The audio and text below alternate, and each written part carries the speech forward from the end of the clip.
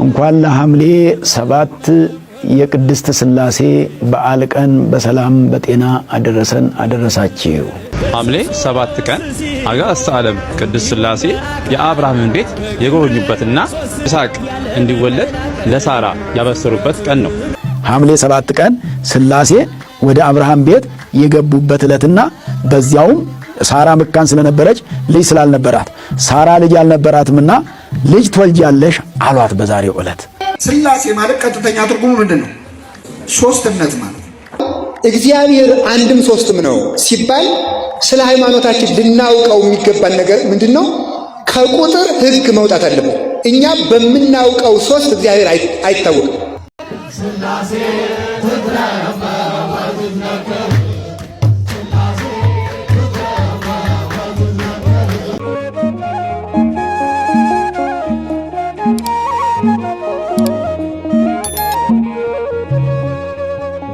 ከዕለታት በአንድ ቀን አብርሃም በቤቱ እንግዶችን እያስተናገደ በነበረበት ዘመን ሰይጣን ቀናበት።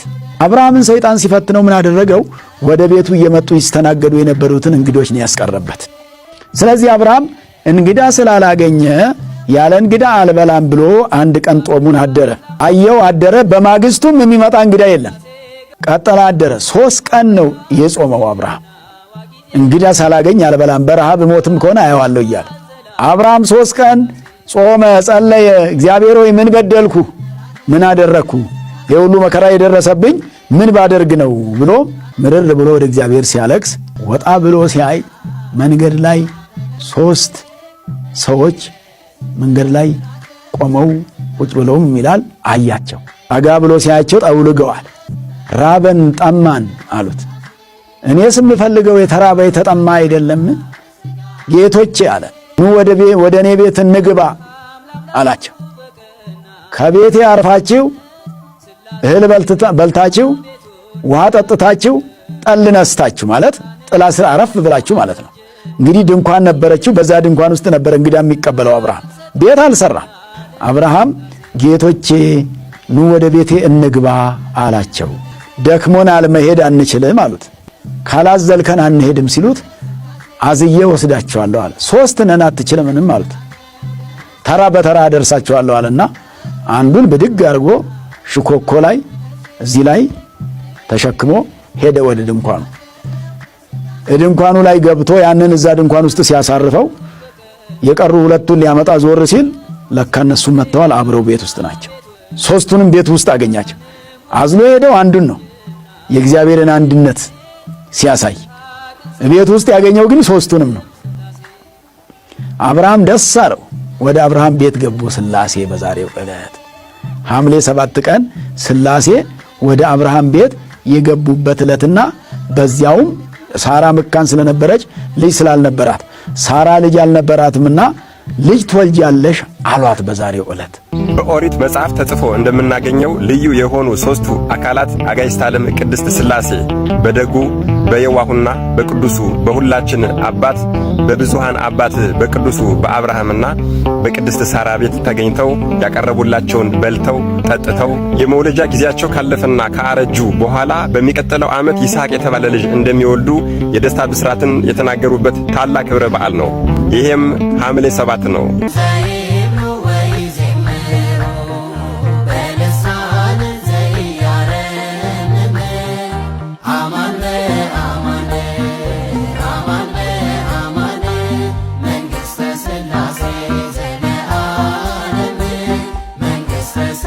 እግዚአብሔር አንድም ሶስትም ነው ሲባል ስለ ሃይማኖታችን ልናውቀው የሚገባን ነገር ምንድነው? ከቁጥር ሕግ መውጣት አለበት። እኛ በምናውቀው 3 እግዚአብሔር አይታወቅም። እኛ የምናውቀውን 3 በሙሉ ብንዘረዝር እግዚአብሔር እንደነዚያ አይደለም። እግዚአብሔር አንድ ነው ሲባል ደግሞ እኛ የምናውቀውን አንድ የሆነ ነገር ብንዘረዝር እግዚአብሔር እንደዚያ ያለ አንድ አይደለም። የክርስቲያን ሃይማኖት ብዙ አምላክ መደርደር መስሏቸው ወደ ክርስትና ሃይማኖት የማይመጡ ሰዎች እንቅፋት የሚሆንባቸው የእግዚአብሔርን ሶስትነት በቁጥር ሕግ ስለሚያስቡት ነው። 3 የሆነ ነገር ከሆነ እግዚአብሔር 3 አካል ካለው 3 አምላክ ማለት ነው ብለው ስለሚያስቡ ነው። ጸሎት ስንጀምር በስመ አብ ወወልድ ወመንፈስ ቅዱስ አሐዱ አምላክ ብለን በቅድስት ሥላሴ እንላለን። ቅድስት ሥላሴ። ሥላሴ ማለት ቀጥተኛ ትርጉሙ ምንድን ነው? ሶስትነት ማለት ነው።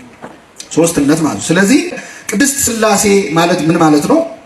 ንጹሕ፣ ልዩ፣ ክቡር፣ ጽሩይ የሆነች ምን ሶስትነት ማለት ነው። ስለዚህ መጀመሪያ የጾታ ጉዳይ አይደለም ማለት ነው። ቅድስት ሥላሴ ሲል ሶስትነቷን ነው ቅድስት እያላት ያለው። ልዩ የሆነች ሶስትነት ነው እያላት ያለው።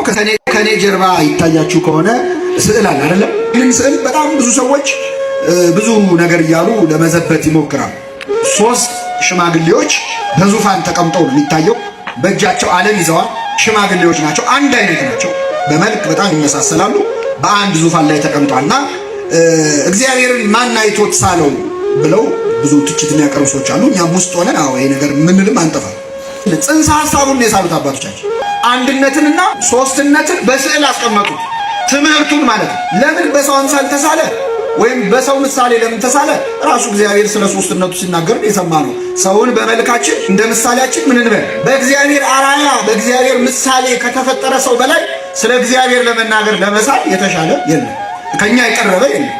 በሌላ ነገር ከምንስለው በላይ ሰው በኋላ የምንማረዋለን ለሥላሴ ለምስጢረ ሥላሴ ማስተማሪያ የሆነ ነው። ራሱ ሲፈጥረንም ሰውን በመልኬ እንደ ምሳሌያችን ነው። ስለዚህ በዛ ምክንያት ይሳላል። ለምን ሽማግሌዎች ሆኑ?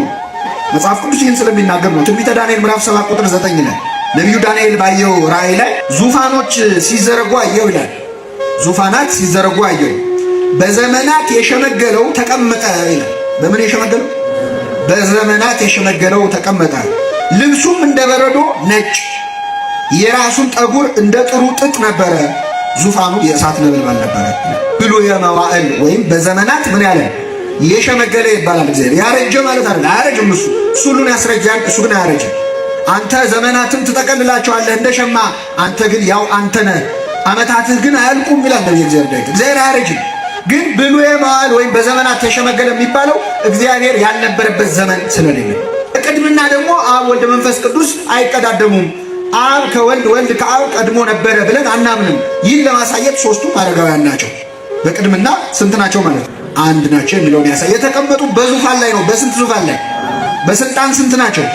አንድ ናቸው። በእጃቸው ዓለምን ይዘዋል። አህዚ ዓለም በእራሁ ሁሉ ሕዝብ ውስጥ ዲሁ ዓለም በእጁ የተያዘ ሁሉ በእጁ የተያዘ አምላክ ነው። መዝሙር 95:4 የምድር ዳርቻ በእጁ ውስጥ ናት ይላል። ትንቢተ ኢሳይያስ ምዕራፍ 40 ውሆችን በፍኙ የሰፈረ ሰማይን በስንዝር የለካ ተራሮችን በሚዛን ኮረብቶችን በሚዛን የመዘነ እርሱ ማን ነው ይላል። እግዚአብሔር ዓለማትን በእጆቹ የያዘ መሆኑን ለማሳየት ነው። ስለዚህ እንደ ሰው ዓይን ጆሮ ያለው ሆኖ ይሳላል። እግዚአብሔር ራሱን እንደ ሰው አድርጎ ሲናገር ስንት ቦታ አግኝተን እንደ በብሉይ ይላል። ዓይን ያለው ዓይንን የፈጠረ አያይምን? ጆሮን የፈጠረ አይሰማምን? በሌላ ስፍራ ዓይኔ ከማየት አልቦዘነችም ጆሮዬም ከመስማት አልሰነፈችም ይላል። እንግዲህ ራሱን ፐርሶኒፋይ እያደረገ በሰው እንደ ሰው አድርጎ እየተናገረ ማለት ነው። እጆቼ የዘረጋው ሰማይ ዙፋኔ ነው፣ ምድርም መረገጫውን ሊትራሊ እግዚአብሔር እዛ ቁጭ ብሎ እግሩ እዚህ ጋር ደርሶ ማለት አይደለም። እግዚአብሔር ራሱን እንደ ሰው በብዙ መልኩ ገልጿል። እግዚአብሔር አዘነ፣ እግዚአብሔር ተከፋ፣ መጣ፣ ሄደ። እነዚህ ሁሉ እንደ ሰው የተናገራቸው ናቸው። እግዚአብሔር በሁሉ የሞላ አምላክ ነው። አይመጣም፣ አይሄድም፣ አያዝንም፣ አይደሰትም። ግን የተጻፈው መጽሐፍ ቅዱስ ለማን ነው? ለሰው ነው። ስለዚህ በዚህ መልኩ እንረዳው። የሚስጥረ ሥላሴ ትምህርት ብዙሃን ስለተስማሙበት የምንስማማበት፣ ጥቂቶች ስላላመኑት ደግሞ እነሱም እኮ ልክ ሊሆኑ ይችላሉ፣ እስኪ የእነሱንም ሳይድ ኦፍ ደ ስቶሪ የእነሱንም ታሪክ እንስማው የምንለው አይደለም። ሰው አመነውም አላመነውም ተቀበለውም አልተቀበለውም ብዙሃኑ ተስማማበትም አልተስማማበትም ቅድስት ሥላሴ ሶስት ሲሆኑ ስንት ናቸው? አንድ ሲሆኑ ስንት ናቸው? ሶስት ናቸው። ስለዚህ ከስጋዊ አስተሳሰብና ቀመሩ ከሂሳቡ ግን ብንወጣ ይሄንን ሐሳብ እምነት ለማመን ይረዳል። ሶስት ናቸው ብለን ከምንናገርባቸው ምክንያቶች መካከል አንዱ ስም ነው። እስኪ አብ በሉ፣ ወልድ፣ መንፈስ ቅዱስ። ይሄ በስም ቅድስት ሥላሴ ሶስት ለመሆናቸው ማጠየቂያ ነው። አብ የተባለው ወልድን ስለወለደ ነው። ወልድም ወልድ የተባለው ከአብ ስለተወለደ ነው፣ ስለተገኘ ነው። መንፈስ ቅዱስም መንፈስ ቅዱስ የተባለው ከአብ ስለሚሰርጽ በቃል እስትንፋስ እንላቸዋለን። እስኪ ልብ በሉ፣ ቃል እስትንፋስ። ልብ ቃል እስትንፋስ የምንላቸው ሚስጥረ ሥላሴ ውስጥ ያሉትን ሶስት አካላት አብ ወልድ መንፈስ ቅዱስን። አብን ልብ ነው እንላለን፣ ወልድን ቃል ነው እንላለን፣ መንፈስ ቅዱስን እስትንፋስ ነው እንላለን። ለምንድን ነው ልብ ቃል እስትንፋስ ያልናቸው ቢባል በልብ ውስጥ ወይም በሐሳብ ውስጥ ነው ቃል የሚመላለሰው ከመውጣቱና ከመነገሩ በፊት ማለት ነው። የተነገረው ቃል ሲነገር ነው ደግሞ እስትንፋስ የሚወጣው። ስለዚህ ለእስትንፋሱም ሆነ ለቃሉ መገኛ መጀመሪያ ልቡ መኖር አለበት። እየሰማችሁ ነው?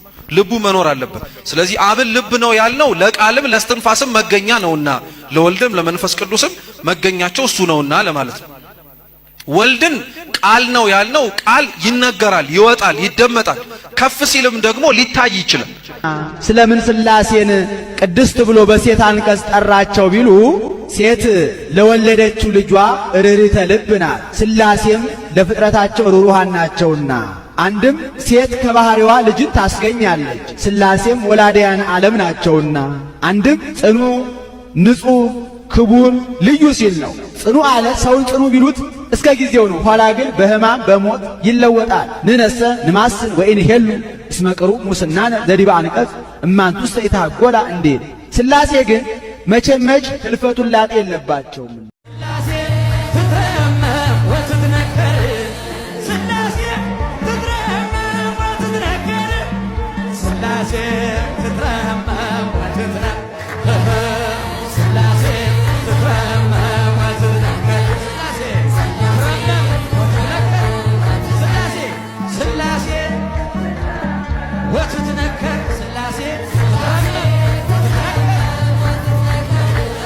ሥላሴ ትትረመም ወትትነከር ሥላሴ ትትረመም ወትትነከር ሥላሴ ትትረመም ወትትነከር ሥላሴ መጨረሻ ሥላሴ ትትረመም